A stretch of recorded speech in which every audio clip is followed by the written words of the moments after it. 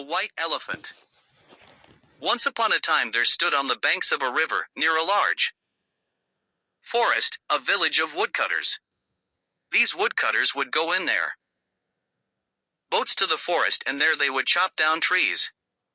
Then they would roll the logs down to the river, and the river would carry the logs to the village, where they were cut into boards and used by the carpenters in building houses and temples.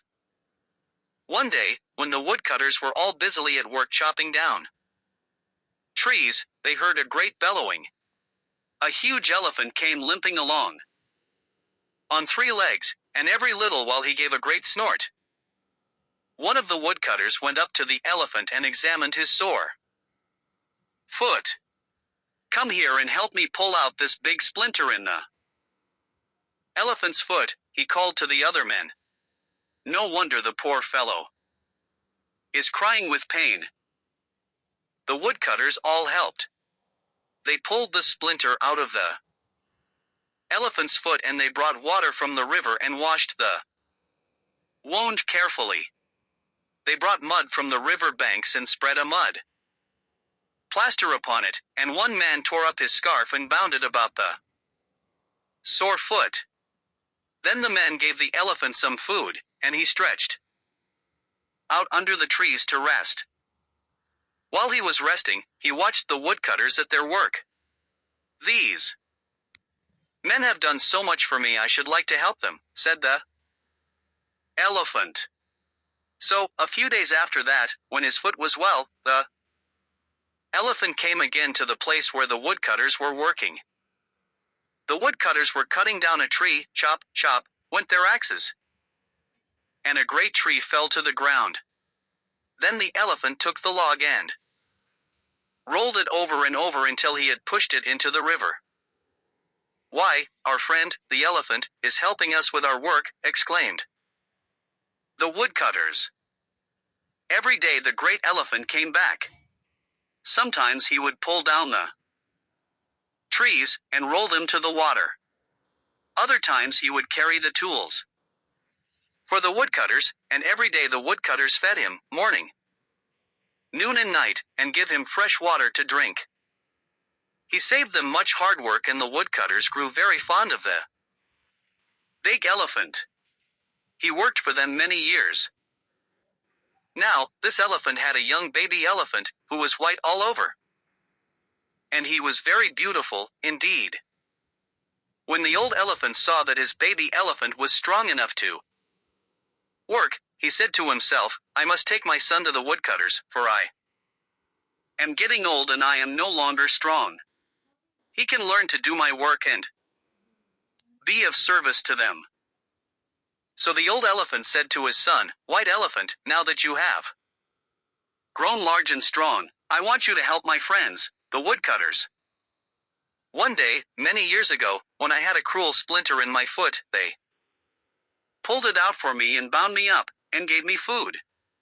I have tried to repay their kindness by serving them each day. And each day they give me food and water and are most kind to me. They are my friends, and I wish now that you would be friendly with them, also." So the old elephant took the white elephant to the woodcutters, and soon the white elephant learned to help them, just as his father had done. And they fed him and treated him kindly. The white elephant became very friendly with the woodcutters, and every night, when he had finished his work, he would go down on the banks of the river and take a bath and play in the water, and the children of the woodcutters played with him. Sometimes he would pick the children up in his long trunk and swing them back and forth. Sometimes he would pick them up and put them on his back, and give them a fine ride. And sometimes he would lift them up into the branches of the tall trees. When it was very warm, he would wade out into the water and take a bath.